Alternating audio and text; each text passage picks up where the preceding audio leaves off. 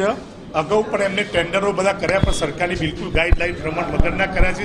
જ્યારે અમે બેસ્યા ત્યારે એજન્ડામાં એવું હતું કે અમારું જૂનું દેવું પતાવું, પણ એના પહેલાં વારંવાર અમે કહેતા કે ભાઈ અમારે દેવું પતાવવું છે, આપણે કોઈ નવું કરવું નહીં, કારણ કે ખેડૂતોને વધારે કરીને પૈસા આપે। અને અમને કોઠામાં મોતી કાકાનું અપમાન પણ કર્યું ચાલુ પાછળ અમારે વધારે છે। આ પેનલને જીતાડવામાં પાટીદાર સમાજે ખૂબ સહયોગ આપ્યો છે।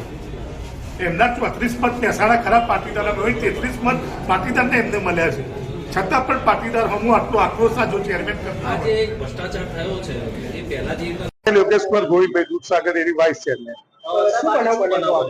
આજે અમારી બોર્ડ બેઠક હતી। બોર્ડ બેઠકની અંદર અમે પ્રશ્નોત્તરી લઈને ગયા હતા ઘરેથી, તો સાગર પત્રિકા થોડી ગોલમાલ હતી, એટલે હું પ્રશ્નોત્તરી કરતો હતો ચેરમેન સાહેબને અંદર બોર્ડની અંદર, અને એમની જવાબ આપવાની જગ્યાએ આપતા હતા, અને પછી ઉશ્કેરાઈને એમને મારી જોડે હુમલો કર્યો, અને હુમલો કર્યા પછી પણ એમને મારા જોડે લાફાલાફી કરી। પણ મારા જોડે જો કનુભાઈ એલ કે પટેલ ના હોત, કનુભાઈ ચૌધરી એલ કે પટેલ, તો આજે મારી જોખમ હતું મારા પોતા ઉપર। આ બોર્ડ મૂટવા ચાલુ મિટિંગમાં જ માથાકૂટ થઈ।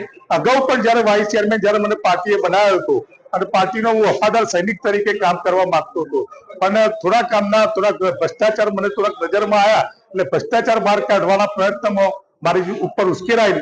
અને અગાઉ પણ જયારે વાઇસ ચેરમેન બન્યો હતો ત્યારે એમના ભાઈઓએ, એમના સંબંધીઓએ મને જાનથી મારી નાખવાની ધમકી આપી હતી।